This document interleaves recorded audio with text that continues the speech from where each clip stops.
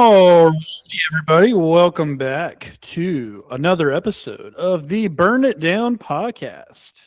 No, this is not your host, Rob Sherwood. Our dear friend Rob has other things to attend to this week. So it's me, Joshua Altus, will be your host with my co host this week, Mr. Ross Tatum. Ross, how are you? Doing good. After fresh off of 7 hot dogs yesterday. Guts feeling strong as ever. Not completely great. It was a rough night, actually. I woke up in the middle of the night feeling a little rough. I was worried for a few minutes. Probably not good to eat hot dogs that are over 3 hours old. But hey, other than that, it was great seeing you yesterday. What about you? How was your Sunday? It was a lot of fun. I completed the challenge. I wanted to go for the double digit hot dogs, and we got it done. But at what cost is the question? And it was with great cost last night and this morning, where my stomach did not feel very well. To your point, I think in the future, if we're going to do something like that, maybe like after a stage caution or something, because it takes 30 minutes for the stage cautions. If you didn't know that, maybe that's a good time to get some fresh dogs instead of getting them all up front and then they're icy cold while you're eating them later. But we got through it. We had a great time. Obviously, I fell short in my hockey endeavors, but the positive side was I was able to go to the race with you guys. So I really did enjoy it. Not the best race in the world, not the worst race in the world. But nevertheless, I had a good time on a beautiful Sunday spring afternoon with my buddies, shoving Martinsville hot dogs down my gullet. Yeah, absolutely. And I'm not sure. I could be mistaken. Did Rob have any hot dogs? Rob did not, because Rob, I don't think he'd mind me sharing, has the alpha gal, so he cannot eat any sort of red meat or beef or Mm. whatever you want to consider a hot dog, I guess is in that category. So, Well, if there's anything those hot dogs are, it's red. So yeah. I'm not sure if that classifies as true red meat or not, but maybe they're spray painted. I think they were made in a lab. But hey, I probably wouldn't eat them anywhere else. But there is something to say. I think Jessie Punch even said herself, you know, it's a Martinsville hot dog. It's the experience, right? Yeah, and I have people ask me all the time, "Are they good?" No, they're not good, but they're cheap and they get the That's job right. done. That's right. Yep. I mean, where else can you go to a sporting event and buy 10 hot dogs for $20? Nowhere. It's So probably a good thing too. yeah, that's right. So anyway, well, we will move on past our hot dog endeavors and tackle some of the on track action this weekend. No trucks this weekend at Martinsville. I was a little bummed about that. I know they've had two dates in the past, but they had to give up one date to go back to Richmond. So no trucks this weekend, unfortunately, but O-Raps was in action. We had the modifieds as well, which we don't really have to cover that necessarily, but they ended up getting rained out, and I believe they ran Saturday night. So yeah, let's jump into O-Raps action. Just a brief recap, and then we'll go from there. Justin Allgaier gets it done again.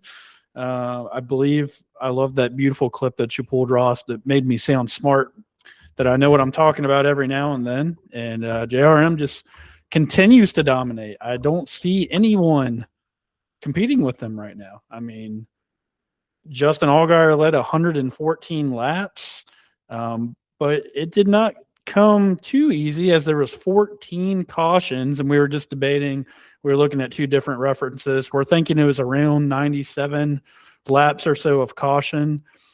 Just your overall reaction to the O-Raps race this weekend. Yeah, as a fan, it was a little disappointing. Not a whole lot going on in that race. A lot of cautions that just really ruined the flow of the race. It's when some of these guys in this series who have been around 4 or 5 years kind of make this series unwatchable. Sometimes your Sam Mayers, your Sheldon Creed, sometimes your Austin Hills. They just do such dumb stuff sometimes. Corey Day was leading, having the race of his life at one point. Sam was cleanly passed by Corey the run before, and Corey just ran it right in the corner, ran Sam just drove it right in the corner, ran Corey over. So that kind of stuff is kind of aggravating, especially at a track like Martinsville. But yeah, I thought the race was just not great. Justin Allgaier won mostly due to Corey Day making a bad lane choice that one restart, and Lee Pulliam, great run by him. He just had some issues restarting. I guess he's not used to those cars. But what were your thoughts on the race? Yeah, I mean, it's tough, right? Because it's what defines a good race.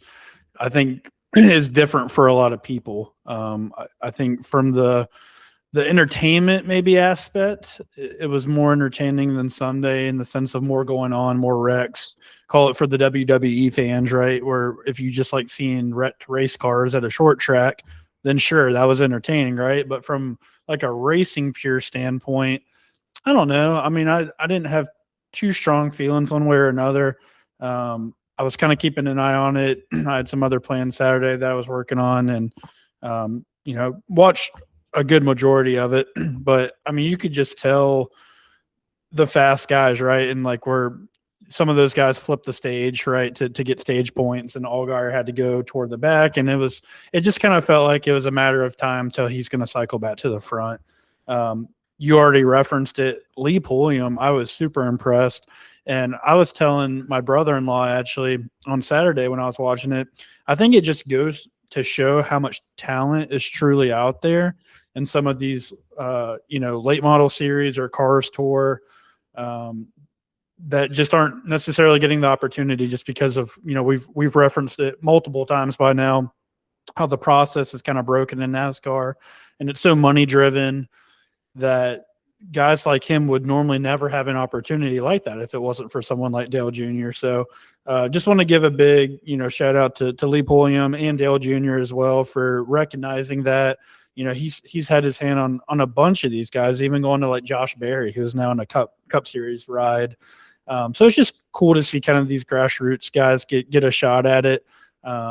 I know they haven't really had the success so far, like on the Ram side, but even guys kind of like Minnie Tyrell, and I think like Landon Huffman was maybe even in that race for the seat for the Ram at some point. So just more opportunities like that to get more grassroots guys in these race cars to showcase their skills and what they can do. But Corey Day had another great drive. To your point, Ross, you called it a couple weeks ago. You thought the tide was maybe starting to turn for him. He led 37 laps on his way to a second place finish. So that I think it was his most complete weekend so far. Didn't run anyone over. He got run over by Sam Mayer. And I think you even said at some point, it's just frustrating that some of these guys, it's like they don't know how to race. Like they just, they get an opportunity and they just shove it in there and don't necessarily work on the craft of actually working someone over to complete the pass. Yeah, what was crazy, going back to Lee Pulliam, I don't think they had very much practice on Friday. It wasn't much at all. And basically he came in that car with, I don't know, 20, 30, 40 laps of practice, maybe less than that, and led 40 laps. I mean, that just tells you what kind of talent he has, what talent a lot of these short track guys have. Like you said, Minnie Tyrell and Butterbeam kind of struggling on the Ram side, but that seems to have a lot to do with the cars they're in right now. But as far as it was an interesting race, how many people kind of drove up through the field. Ross Chastain in the 91 car, Gosling car, finished 8th. I mean, I know he's a Cup guy, but what a run by him. That car, I can't probably name how many top 10s they have in the last 2 or 3 years in that car. Probably hardly next to any. So just I don't know. Like you said, it was a frustrating race. That one big restart wreck just caused a lot of issues for a lot of guys. I think Carson Quaffle was having a good race before that happened. Harrison Burton was having a really good race before that happened. I think he was actually on the verge of taking the lead at one point. But yeah, like you said, it's just a lot of this series frustrates me watching week to week. They seem to be okay on like mile and a halves. But anytime they have to use the brake, they just, as a series, just seem to struggle. I don't know. Yeah, I'm with you. And I was just going to give a shout out as well to, I'll go ahead and call him a friend of the pod, even though he hasn't quite been on yet. But I actually did see him yesterday and got to chat with him a little bit. Possibly a little teaser to have him on as a guest here, hopefully soon. But Myatt Snyder, who I worked with at RCR, I'm not saying this to offend him or his team or anything, but he was in a Derek Cope car, which is a very, he said they just don't have a lot of resources when it comes down to it. And he managed to end up finishing P19 in that Martinsville race. So he just missed all the carnage and the wrecks. And sometimes that's all you need to do at a short track when it turns into kind of this crash fest at the end. So, some guys, you already said it, Ross Chastain, kind of to my point from last week, seeing these cup guys get in these lower tier rides and being able to help elevate their program. Thought that was a perfect example of that. Obviously, we'd already talked about Lee Pulliam. I think really his only mistake was that one restart that caused the giant wreck where he missed a shift or something. But overall, an interesting race. Interested to get your thoughts. Some of the big news, I guess, that came out of this race, or a lot of trending stuff on social media, was Danny Stockman approaching Raja Caruth after the race in the garage area. And I'm paraphrasing, but something along the lines of, you better make sure your belts are effing tight. He was not happy with Raja after the race. I guess Raja had gotten into Jesse Love, not Jesse Love out of a top 5 position. Jesse ends up finishing 12th. And I think Raja ended up getting spun out anyway. But kind of your thoughts about that whole deal. Yeah, if you're Danny Stockman, how do you come up there and just start talking shit like that instead of, obviously you can see your drivers talking to Raja. I think Raja and Jesse are actually friends off the track. So they're just having a normal, civilized conversation, very mature of them. They didn't let it get crazy. They honestly, it just looked like they were talking as, man to man. Really cool of them, because you don't see that very often anymore. And then Danny just comes over there with the RCR mentality, starting shit, trying to create an argument. And then it looked like Raja's crew chief was over there too, but he didn't say nothing like Danny. I don't understand the need for crew guys to get involved with driver stuff. That's always been my opinion. Let the drivers handle it. That's why they make the big bucks, kind of, sort of, probably not in the Xfinity Series, or ORAP Series, but you know what I mean. Sure. I don't know. What are your thoughts on it? Yeah, I mean, I was, first and foremost, I was super impressed by both the drivers. Just like you said, I mean, they're both in their early 20s, and I mean, especially you've been in a race all day. Tempers are going to be hot, especially at a short track. I don't care how old you are, veteran, rookie, whatever. It's understandable to be pissed off in that kind of situation, right? So I think it just goes to show the maturity of Jesse and Raja to both, be able to kind of separate it for a second and just be like, hey, let us go talk. I think you could even hear Jesse on one of the, videos that were being recorded or whatever. He tells Danny Stockman and Raja's crew chief, he's like, hey, this isn't about y'all. Like, if y'all want to go have a conversation, y'all can go over there. Let us talk about it. And I just think having that poise, and I mean, it gave me a lot of respect for Jesse Love, that he said something like that. And Raja, I'm a fan of Raja too. I think he's been doing a good job, and obviously he's on a good path in that Hendrick stable to keep climbing up the ranks. So I was really impressed by that. I'm not surprised by the crew guys, and I'm with you. I hate it when crew guys get involved in that kind of stuff. To me, it just made you look like a big dumb redneck at the end of the day. Like, oh, I'm sorry. It just, I get it. It's short track racing, tempers, but just let the drivers handle it. You don't need to handle it.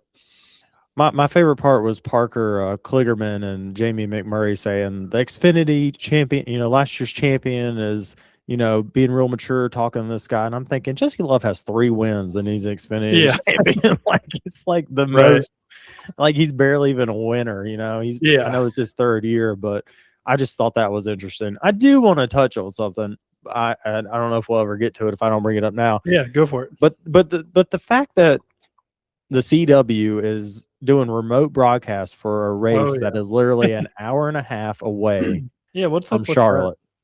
I don't understand it. And they did it last week at Darlington too.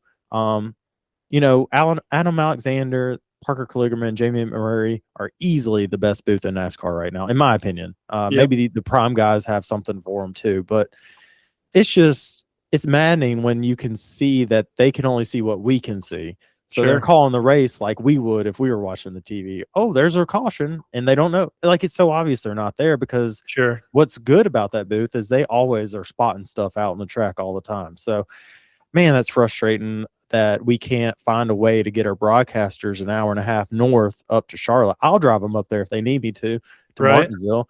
And yeah, especially since Jamie Murray was in Martinsville the next day. I mean, I don't understand. Like, even if it's a budget thing, they've already got their crew guys and stuff there, right? That are doing the broadcast. Yeah. What exactly are you saving monetarily by not having them there? Yeah. I mean, most of these guys are up there all the time anyway. I mean, they go to the cup races. So, yeah. I mean, it seems like you'd want them on the garage. It seems like you'd want them in the garage talking to these guys. I don't know. Yeah, no, I agree. And I could maybe understand if it was like a West Coast thing or something where you're trying to budget and everything. But, an hour and a half away, I mean, like you said, we'll go pick them up and give them a lift at that point. Hey, I know gas prices are high, but come on. Yeah, for real. So, well, Justin Allgaier wins the race. Extends his point lead. I believe he's in the 90s now. Let's see if I can go ahead and 92 points. 92 points. Leading Jesse Love. Sheldon Creek still third. Austin Hill's fourth. Carson Quaffle's fifth. No one's really close to Allgaier. And what track do we have? Bristol next? Bristol? Well, that's another Justin Allgaier track. So yeah, absolutely.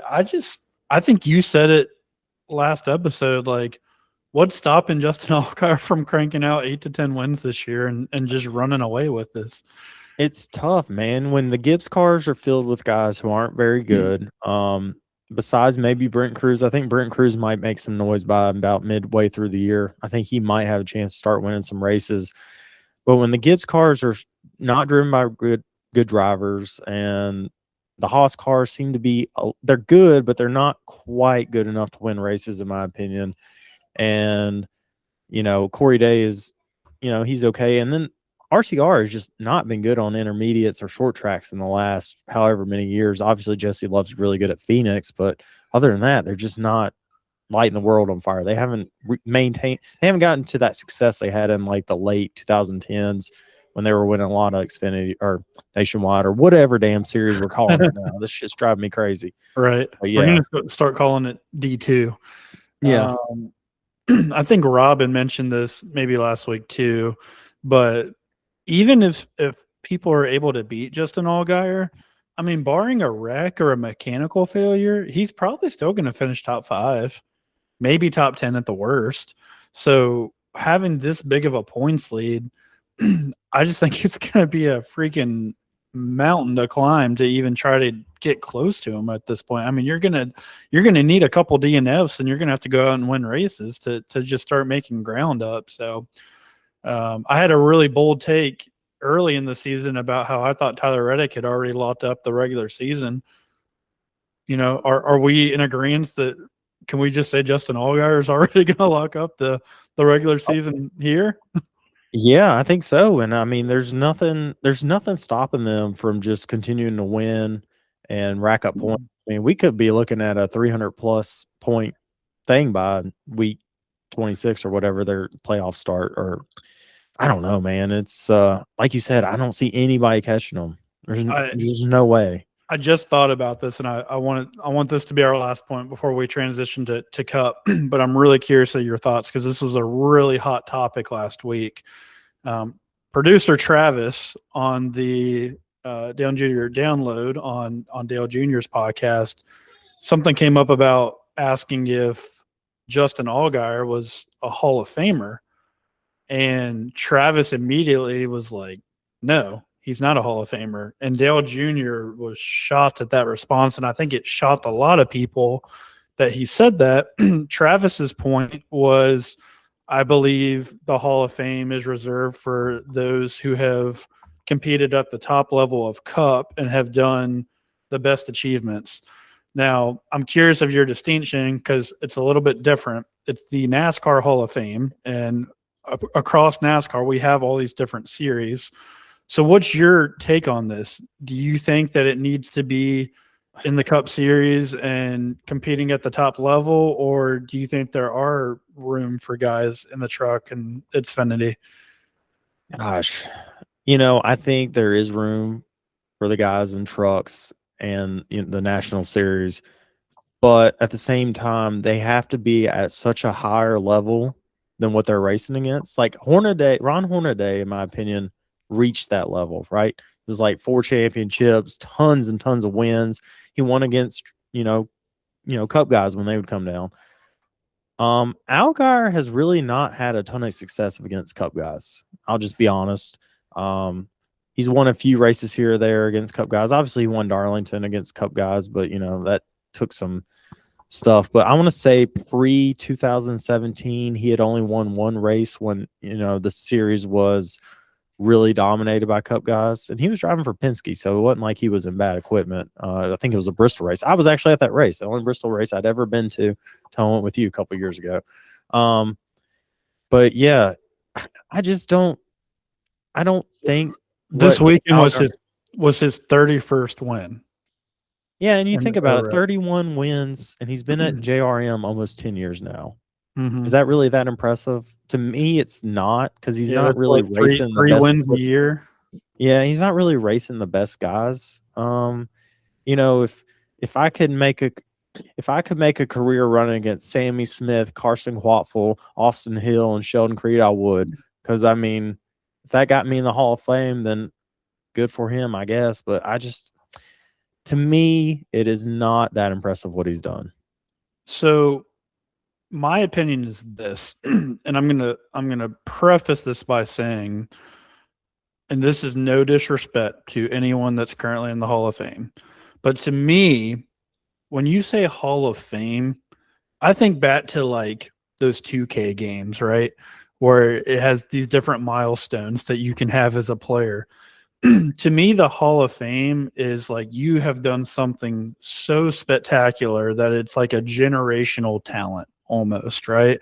And I just feel like our standards for getting into the Hall of Fame right now are a lot more diluted than they should be, in my opinion, right now.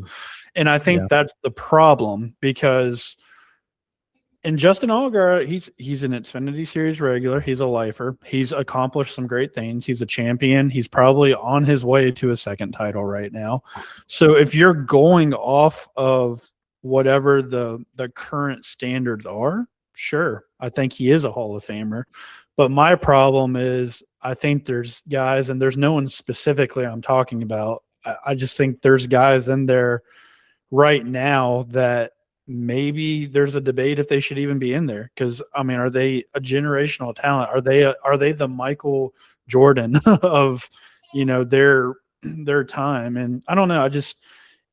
I feel like maybe you need to be more exclusive. And I know there's a lot of people that have done a lot of really great things for this series and their career, but does winning 20 some races classify you as a Hall of Famer? I don't think so. It's hard to do, don't get me wrong, but yeah, I guess it depends if they're going for like a baseball Hall of Fame where it's very hard to get into, or if they're going for like an NBA Hall of Fame where almost anybody gets in. Like Ricky Rudd got in the Hall of Fame last year. The guy had 23 wins and 906 starts. And it's not like he drove for bad teams. He drove for good teams. I never really understood the hype. He never had a season with more than 2 wins. I was listening to the Teardown last night, and they were talking about how Jeff Burton will probably get in this year. I don't know. Is Jeff Burton a Hall of Famer? He had, 22, 23 wins as well. Never really was super impressive. He had a couple seasons where he finished top 3 in points. And I don't know. I guess it's NASCAR's already paying themselves in a corner where the Hall of Fame doesn't really mean that much, like you said, because there are guys in there right now that probably wouldn't be in there in other Hall of Fames if it was a different sport and we had different standards. So I don't know, man. I guess if we're going off NASCAR standards, then Justin Allgaier will be a Hall of Famer. If we're going off what I think a Hall of Fame should be, or what some, Travis or whoever else thinks, I don't think he would be in. Yep. I think that's a fair point. And I almost wish they could almost separate it. Like you got the NASCAR Hall of Fame, but you've got, the Cup, call it D2 section and trucks or something like that, where it's kind of its own category. I think I joked last week, and I'm like, I play hockey. I'm not very good. I play beer league, right? It's like, and this is obviously just a joke, but if you said it's the Hockey Hall of Fame, right? But I've won 10 beer league championships. Well, aren't I a fantastic hockey player? No, I'm good for my division, right? But if you throw me in an NHL game, I'm going to get hit in 10 seconds and probably never play hockey again. So it's just kind of like measuring your competition. Like, yeah, you're great for your competition, which is cool. Yeah. I mean, and that's how you're measured, but it's just if you compete with the best of the best on Sundays, I mean, how many times have we seen it? Connor Zillage, for example. I mean, the dude looked like the Nets' Jeff Gordon last year, and the dude is trying to fight from going to 2 to 3 laps down this weekend at Martinsville. And that's not a knock on him. I know he's a rookie and it's a new car and he's got a lot to learn, but it's just that I've always said that the jump from Cup to D2 level is the biggest jump in the garage you're ever going to get. And so, it's just, I don't know. I think it's just two different galaxies trying to compare some of these guys. Yeah. And, I'm looking at so the other guy they were talking about was Greg Biffle, also maybe get in the Hall of Fame this year. Greg Biffle had 175 top 10s and 515 Cup starts, mostly in Roush equipment. I mean, the standards are low, so I don't know. Like you said, I think you make really good points there. I appreciate it. I try. Well, let's move on and tackle Sunday. Chase Elliott, holy cow, Hendrick. Sound the alarms. Hendrick is in trouble, and yet they still find a way to get it done with maybe a little help from NASCAR. Maybe not. Controversial topic we'll go over. But Chase Elliott with a masterful call from Alan Gustafson. We don't hear that very often. That was a big talking point. But Alan Gustafson kind of goes off script a little bit. Gets Chase Elliott out front. We catch a interesting debris caution, and now the man who has led 300 laps all of a sudden cannot pass Chase Elliott, who ran 7th to 10th all day. Ross, you, me, Rob, and our good friend Evan, and your father, who sat separately, we're all there at the race this weekend. Was great to have all the boys together and watch a race in person. But, give me your overall thoughts on Sunday. Well, it wasn't the worst Martinsville race I've ever seen, but it wasn't the best. It was interesting. The leaders could catch lap traffic and actually pass them. So that was cool because before the first race we ever went to in 2022, they couldn't pass the lap cars. Like they were stuck. It was like a never-ending conveyor belt. They got stuck. So that was good. But what we saw was a complete domination by Denny Hamlin. And then we saw a choke job by Denny Hamlin on that restart. All he had to do was get a decent restart against Ross, and I think he had been gone. And then Denny does his Denny thing and drives Blaney right in the wall. So just, after that, I was rooting for Mr. Chase Elliott. I couldn't believe it. Also, my DraftKings was looking pretty sweet at the time. Yeah, you had a day. Yeah, I had a day. But overall, the race was pretty good. I don't want to say it was good. It wasn't great. We saw a domination, but we did see some fall off, some tire wear. We got a bunch of long runs, which are good. Martinsville's one of them tracks, in my opinion, that could be really good without stages. And I don't know. The stages just kind of mess things up in that race. That's going to lead into my rant, which I'll save here for just a minute. But, I don't know if we've just gotten spoiled over time. I'm thinking back to the Jeff Gordon, Jimmy Johnson, early Denny Hamlin days at Martinsville. I don't know if it's just because they were so good or if it was just that car, but I don't know, man. I feel like we almost we're almost I don't want to say we're lying to ourselves, but it's just not what it used to be, unfortunately. And I think last fall we got a little glimpse of what it used to be, and we were ecstatic because we've been at races where it's a moving carousel. And when you catch the 37th place car, you can't catch them. So, like, yeah, you should be able to pass lap traffic. I feel like that's a basic, and it's almost now like we're celebrating that when it's happening. So I'm trying to be careful here because I don't want to sound too spoiled, but like it still needs to be better, in my opinion. It still needs to be better. I don't know what the answer is. I thought we were heading in the right direction in the fall, but overall, I mean, it was kind of a dud for most of the race. I mean, I think the race itself was boring, but we had an exciting finish because of the caution. So I don't want those two things to get mixed up because it's, when Jeff Gluck puts his "was it a good race" poll out, I think some people will look at the finish and go, "Oh, it was a great race," right? I don't think it was a great race. I think it was kind of a boring race, and it happened to have a pretty good finish, which is where I was at. And it's okay if one car dominates. I know, we're not always going to have a barn burner and have 20 different leaders. You're going to have that one guy that runs away. But for the most part, I mean, I'm thinking about guys like Ty Gibbs, Austin Cindric, Josh Berry, even Shane Van Gisbergen, and like guys that qualified well, like they just kind of stayed where they qualified pretty much the whole race. That's no disrespect to them. They're doing a good job, but like you almost had to be really bad to lose a lot of spots.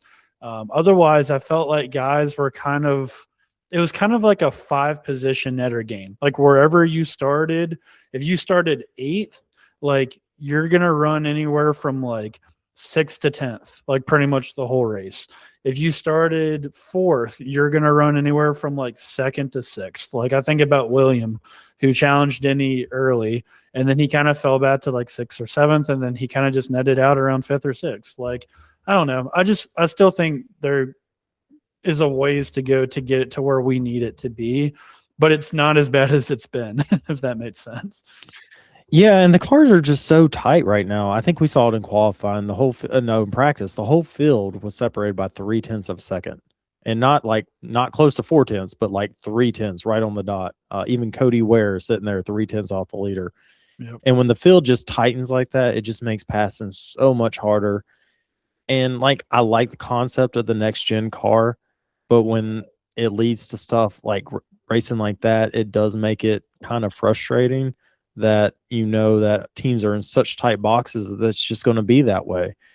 And a good example, like what you said with the starting and barely, wherever you started was pretty much where you're going to be the whole race, 5 to 6 positions either way. Ryan Blaney started 13th. He was probably the second best car in the field, in my opinion. I could be wrong about that. It took him all the way to lap 350 to get to the top 4. Yep. And he was, and I don't want to talk crap about Denny because generally I think Denny's a pretty clean driver.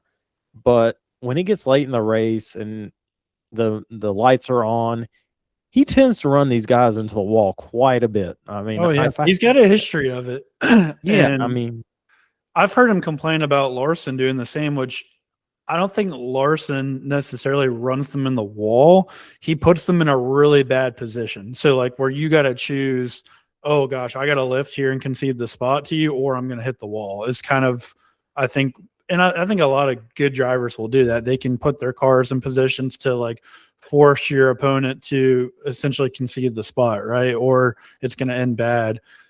Denny didn't even really give him a choice, though, man. He just cleared him off a 4 when he wasn't clear and put him in the fence. I was trying to flip over to Blaney's radio like as quick as I could when that happened, and I missed it. But like, I don't think Blaney was like too upset about it. Like, I was actually a little surprised. I mean, unless you heard anything differently. I didn't hear him explode, but he was definitely not super happy about it. His post-race remarks seemed like he was pretty angry. He was kind of shaking, like, Sure. calm Blaney, but he was kind of shaking, kind of mad kind of thing. But Yeah. I just, dang, Blaney was right there. I think he might have been able to challenge Chase. And, Yep. he worked all his tail off all day to get up Logano there. had a good run too. I'll give Yeah, Logano credit. Logano. I mean, Yeah. he hung in there pretty much all day, and there was a brief moment at the end when Denny was chasing Chase down, and I was like, man, if these guys get to mixing it up, like Logano was right there. Mm-hmm.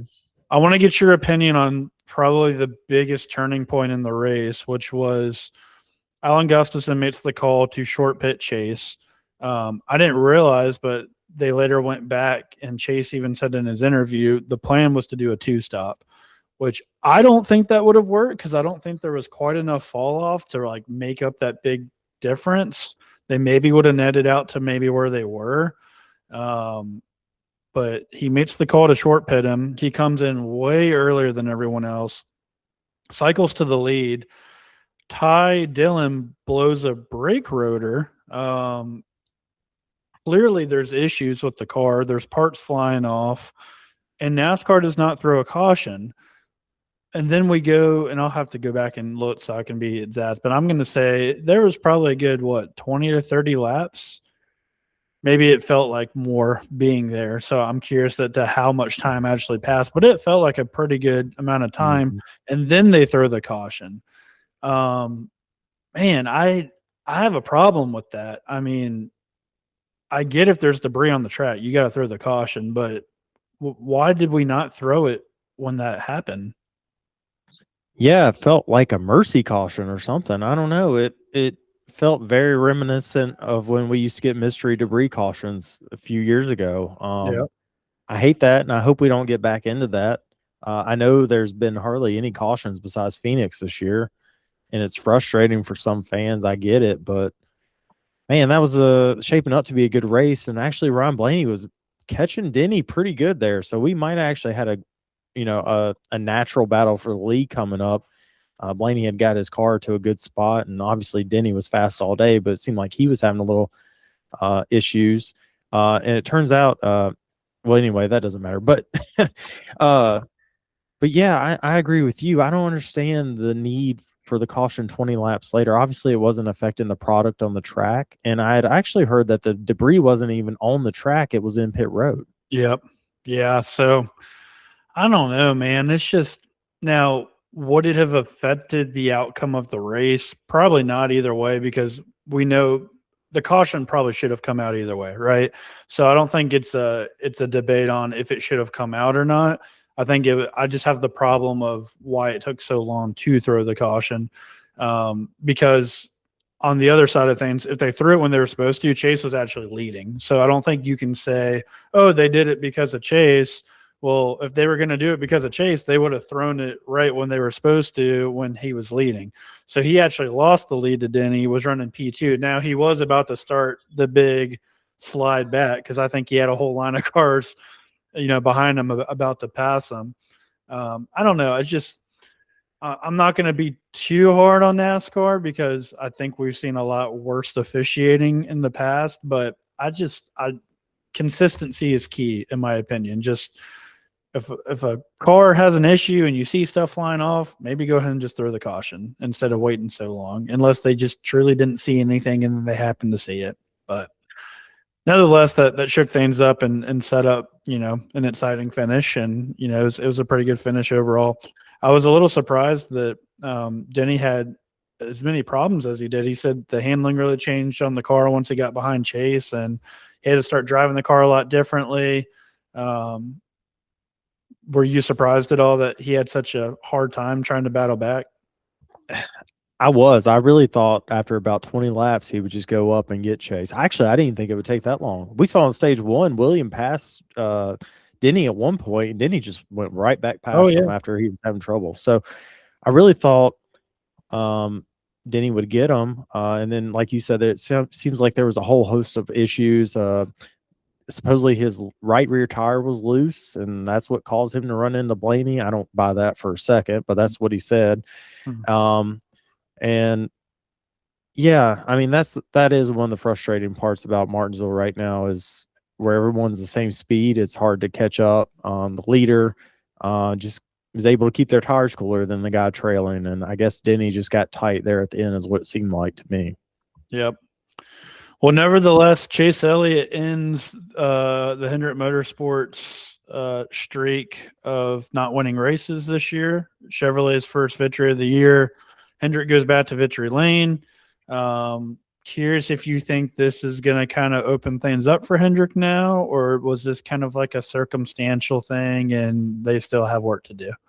Well, what I was going to say earlier was, can we say good job, Hendrick, while still sounding the alarm? Because they were not great today. Obviously, Yep. they were fast. I mean, they were right behind Penske and Gibbs in speed, I'd say, or at least, it looked like Gibbs, Hamlin, and Bell were fast. And then obviously all four Penske cars were really fast, but it seemed like the Hendrick cars kind of fell in behind or right in the middle of those guys. So they're still struggling with speed somewhere. I think it does have something to do with the nose. I think it'll get better by probably the 600. That's usually when teams usually start figuring stuff out. But I'm curious to what your thought. You're the Mr. Hendrick guy here. I think you'll have a better analysis on this. Well, I remember telling Rob at one point during the race, I was sitting there watching, and it was, I think, Larson, William, and Chase, and they were running 7, 8, 9. And I said, when is the last time you've seen Hendrick run 7th, 8th, 9th at Martinsville? And I know that might not sound bad to the occasional listener out there, but I mean, wasn't it just last year when it was their 40th anniversary? They had their cool red cars and they were all running 1, 2, 3 competing for the win. I mean, that's just what we expect for Hendrick. So I think you summarized it the best. Great job finding a way to win. I mean, that's what championship caliber teams do. Like, if you're not the best and you can still find a way to win, look at Kyle Larson in the championship last year. I mean, don't think he really deserved to win the championship based off that race alone, but they found a way to win. And so that's all that matters at the end of the day, is crossing the finish line first. But it is concerning to me that they did not have the speed that you would think that they would have at Martinsville. So I know there's the saying, I'd rather be lucky than good, but most cases, especially in racing, like I'd almost rather have speed and not have luck, because if you have speed that you're bringing consistently every week, you're gonna win races eventually. So that's what I want to see. The only track I really feel like they've looked good this year at all is Vegas. But Denny was still way better than all of them at Vegas. So Jeff Gordon had some comments after the race where he said, we're still looking at our notebook, and the places that we've historically been really good at, we're doing okay, but the places that we haven't been good at, we're off. And he referenced Darlington as one of those where he felt like they were really off. So, we'll see how they continue to improve. I mean, I don't think it's anything like crazy where they're not even getting in the top 10 or anything. They just seem kind of like a back half of the top 10 right now. I mean, I think it's Gibbs and then Penske and then Hendrick is probably the order of the big three right now. So, let's see. Oh, we got to touch on one thing before we move on. Carson Hocevar and Bubba Wallace. Yes, good point. Probably the only real action in the race. Intentional or not? What do you think? It looks really bad from like an outsider perspective, but I was on his onboard, and the onboard actually doesn't look as bad as the outside perspective. I don't know. I think my personal opinion is Bubba's got a really short fuse, and if he gets pissed off, he just sees red, and you can't do that at a short track. I mean, it definitely looks like he just flat out ran through him. I mean, but if you go look at the onboard, it's really tight quarter racing, and then it looks like there's a little bit of a bottleneck, and then he just chose not to check up. Like, he just stayed in it. So, I don't know. I think could have been one of those situations where you saw it was the 77. The 77 has not made friends by anyone, and maybe it was just an opportunity that he felt like he could give him one. Yeah, Bubba has a little bit of a Noah Gragson in him where he kind of wants to, he's not afraid to wreck the people that people don't like because he thinks it'll make them more popular, I think, sometimes. But yeah, if I can't believe I'm saying this, but Carson probably had what, the fifth or sixth loudest cheers in that at Martinsville yesterday, which is just wild to me because I can't stand the dude. I think I But told you when we were walking to the tents, I was like, dude, I saw a lot of Carson hosts of our shirts and t-shirts. I mean, it was probably 20%. 10 yeah, to and 20%. on the way to the track, my dad said, "Oh, I'm a fan of Hocevar." I about hit the ejecto seat on my passenger side, about sent him off the side of the road, man. I can't be dealing with that shit. But That's wild from him. yeah, and to me, it actually didn't look super intentional. It just looked like the whole inside line checked up, and Mm-hmm. the second bump was a little more egregious. That one kind of seemed intentional, but the first one didn't really. I don't know. I kind of felt like the whole line just checked up. But yeah, that would be a fight I wouldn't mind seeing. I'd like to see that one happen. I've got Bubba on that one for sure. I know Bubba likes to position himself as a fighter. Before he was picking on poor Larson, who is probably a pacifist and doesn't like confrontation. But yeah, give me like a Bubba versus like Suarez or something. I think that would be a fun tilt. Oh yeah, or maybe a Bubba versus Eric Almirola. Yeah, I think that's happened once or twice before. Oh, I'm gonna have my own rant of the week, and feel free Go to ahead. join me unless you want a second one.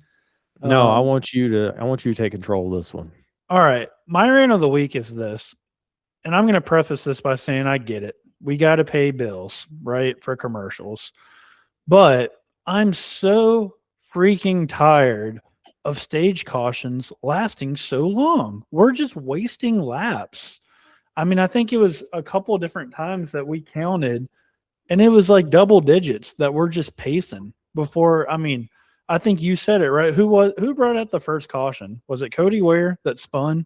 Cody Ware spun with maybe 3 to go in the stage. Yeah, I think John Hunter spun him out. Right? Single car spin, no damage, no debris, no oil, nothing on the track. Okay. 3 to go in the stage, run your 3 laps, call it stage, let's open pit road, right? Do they do that? No, they run their 3 laps and then they proceed to run. It was at least 10 more laps, I'm pretty sure, before they open pit road. And I haven't seen it from the broadcast perspective yet, but if it's anything close to like it normally is, they'll go to caution like as they're pacing, and then they'll come back and then they'll go to caution again. And so I don't really understand if it's just part of Fox's broadcast where they tell them, hey, let's run a little bit longer so we can get these breaks in so that we can show more green flag laps. Like, there's got to be something to it, but like, I'm starting to get really irritated with the stage stuff, and I don't mind assigning points for the stage, but I'm with you. Like, I think we're making a lot of positive changes right now, but the next thing that I would urge NASCAR and, I guess just like the board, whoever you want to call it, to look at is, can we remove caution flags from stages? Like, can we just award the points and just keep on digging? And I'm sure people will get upset about that because then they're going to say, oh, it's going to be a snooze fest and there's going to be no cautions. Okay, that might be boring, but at the same time, that to me, from a strategy perspective, would be a lot more entertaining to go watch them run 300 green flag laps in a row and see who can manage the race the best, versus having all these stage cautions and we're just pacing and pacing and pacing and just wasting laps. I mean, I'm curious to go back and actually count from stage 1 and stage 2 how many laps we ran under caution just from the stages. So preach, brother. Yeah, so I just have a problem with it, and it's amplified more on the short tracks than some of the other tracks. But I'm just sick of it, man. I got the stats for you right now. Let me 17 hear 'em. laps of caution. How From much? 17 laps of caution for stage 1. 17 laps of caution. Yep. From lap 79 to lap 95, followed by a 10-lap green flag run. Then Noah Gragson got spun. No damage, just like the Cody Ware wreck. He got spun one loop, drove on. Another 7 laps of caution. So basically, the first 34 laps of that stage, we had 24 caution laps. I mean, it's just ridiculous. I thought it was bad watching it on TV. It might be worse in person having to sit through these cautions. I mean, I could hear the people behind us just being like, "Oh my God, when are they going to pit them?" Yeah, Because they it's like, didn't what are even we pit them doing? forever. Yeah. Yeah, and it's just I don't see how it's improved the cautions under green at all. Fox will still go to commercial every 5 to 10 laps anyway. Even at Martinsville, they'll go to caution probably every 12 to 15, 20 laps. It's not very long. I don't know. It to me is just really hurting the at track experience, and it actually hurts the at home experience because it's just so much time. I remember last week I actually went and started watching college basketball. I missed quite a bit of stage 2 because I started watching college basketball. It was at least on a college basketball media timeout, it's 3 minutes and you're back. Yep. NASCAR, you don't know. It's Yep. just whatever they decide that race. And to amplify it even more, I think I even sent you a message on Saturday during the ORAP race. The worst possible thing is when you get a caution and we pace and we pace and we pace, and then there's only like 6 laps left in the stage or something. So we pace, pace, pace, pace. Then we go green for 6 laps, and then we throw the stage caution, and then we pace, pace, pace, pace. And it's just like, I mean, it's like a 30-minute window where it's like I'm watching 5 minutes of green flag racing within this long, and it's probably not that long, but it's probably 20 minutes if you count both of them. And you're watching 5 minutes of green flag racing and 15 laps of pacing and commercial. It's like, I get we got to pay our bills, but I just wish there was some other ways that we could figure it out without sacrificing the actual laps in race. And to go back to Saturday they had a 14-lap stage 1 break, and then they had a 9-lap stage 2 break. So it's endemic in all the series. And not to mention just stages. I mean, even regular cautions now are taking multiple laps. Just open up pit road, pit them, and let's go. Yeah. Like, you can go back and watch old races. The caution was literally the time of the commercial. Yep. They would go to commercial, everybody pit under commercial, and we were back to green when we came back. I mean, it's crazy how slow we've gotten. It's 2026, and cautions are getting longer and longer. There's not that much to clean up or fix. That red flag on Saturday took 30 minutes. Yeah, that's like crazy. It's just crazy. We have got to be more efficient about that. What's keeping the average Joe from just clicking off the TV or someone in the stands saying this is ridiculous and just leaving? Yeah, I And, mean, you got diehards like us, and we're frustrated by it. So yeah, I mean, for the casual viewer, it's just not a good look. Mm-hmm. All right, well, we had a lot of fun despite all of this. I know it sounds like we're complaining a lot, but we really did enjoy ourselves at the racetrack on a beautiful spring day in Virginia. I'm gonna see. I don't know, Ross. I'm gonna maybe try to go to Bristol if I can. We're gonna enjoy Easter next weekend, and I'm going to see if I can maybe get some tickets maybe through work or something.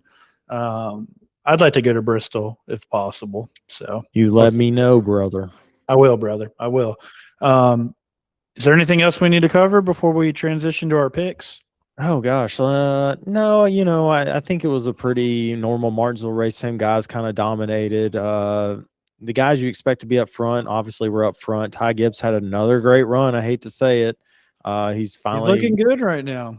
He must be putting in the work. I ain't gonna lie. SVG top 10, literally the whole race, finishes 11th. Great job by him.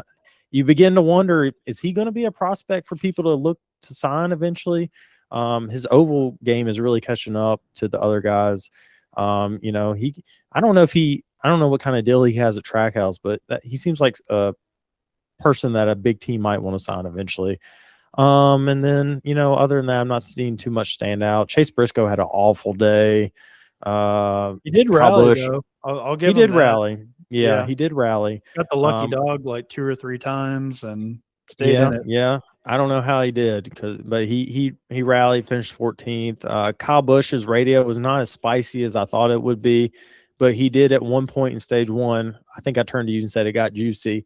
They were telling him to put rear brake in the car, and he said, Yeah, "How about y'all fix the rear drive off the corner and let me drive the GD car?" So it yeah. did get spicy for a second.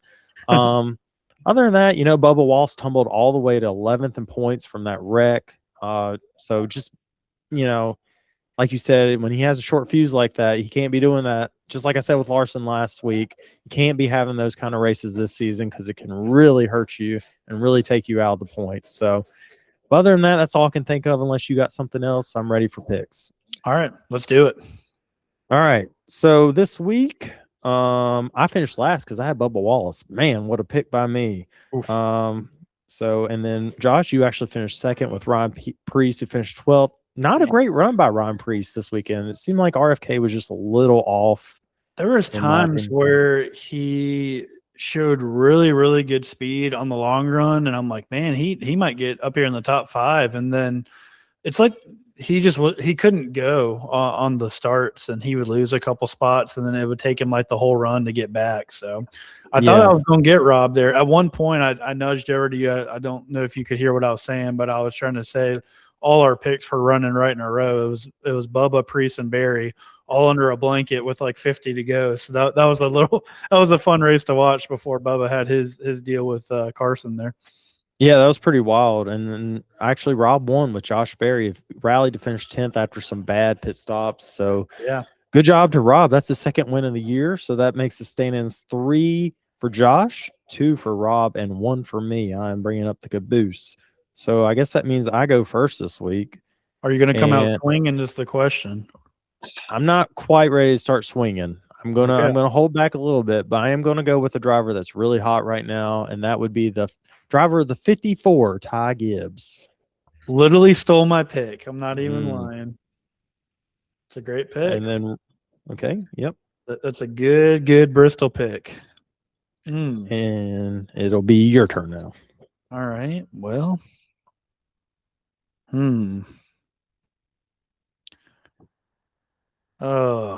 do I punt this week, or do I go for it? I think I'm going to go for it. I'm not going to pull out necessarily a tier 1 driver, but they're with a tier 1 organization. He ran really, really good at Martinsville. I think he's had some success here at Bristol in the past. I'm going to go Joey Logano. Joey Logano. I think that's a good pick. I think it's a really good pick. And then our friend Skinny Bob, Rob Sherwood. He won last week, so he had to take the week off to celebrate. So he actually chose Brad Keselowski this week. Actually, it's 2 weeks away. It's not this week. That's right. Yep. Yep. So So Brad's a good pick. no pod next week unless something crazy happens and we have to do no Yeah, episode. unless something crazy happens, but otherwise probably not. But yeah, I think that's 3 good picks by all of us. I think it's, I guess we could talk just a second about Bristol. It'll be interesting to see if we get tire wear or not. It's going to be one of them or one of them that's not like that. I think the last couple of years we've learned that it's very weather dependent, right? So, if I'm not mistaken, is it the colder temperatures where we've had issues where the track hasn't taken rubber and I want to say it's like, I think it must be colder. Yeah, it's got to be colder weather. It's got to be like under 60. Because it 60 even degrees. happened. It happened in the so we had that one year, right? I don't think was it last year or the year before last where Yes, we went in the fall of 24 and it was terrible. One of the worst. Well, you liked it. Larson led almost every lap. That's right. It was not a good race. Was it spring of 24 when we had the great tire incident. Oh yes, that was spring of 24, and that's Okay. what motivated us to go fall To of go in the 24. fall, right? And Yeah, and then spring of 25, I don't think there was any tire issues, and no, Larson dominated again. yep, Same, like he's always the one that's not afraid to go. He just yeah, rips it, and if he's fast, he's not yeah, gonna yeah. relent. And And then you and and then I me and you, went, yeah, yep. And then and we we had were the tire blessed. issues again. Yes, we And were blessed and it with was tire issues. completely unexpected. After about 30 laps, they were dropping like flies. So yeah, it's kind of a guessing game at this point, right? I guess it's very weather dependent, and I guess you can expect cold temperatures. We might run into this tire issue again, but if it's hot and slick and the trap's taking rubber, then maybe we won't have issues. So I don't know. I'll be honest, I'm praying for tire issues. It's entertaining to me. I don't know why. I don't know. Yeah. It's hard to keep up with. I remember last year I could not keep up with it. Me and you were in the suite, and I didn't know what was going on, but Well, I it's enjoyed it. and the difference though is just staggering. Already, like if you've never been to Bristol before, just to see 40 cars in this coliseum all running out on the track at the same time is a spectacle within itself. And then you mix like guys that are on old tires, like baiting it around, or maybe they have tires going down, and then guys that have just come off pit road. Like, I mean, the Mhm. speed difference is insane. I mean, it's crazy. It's something Yeah.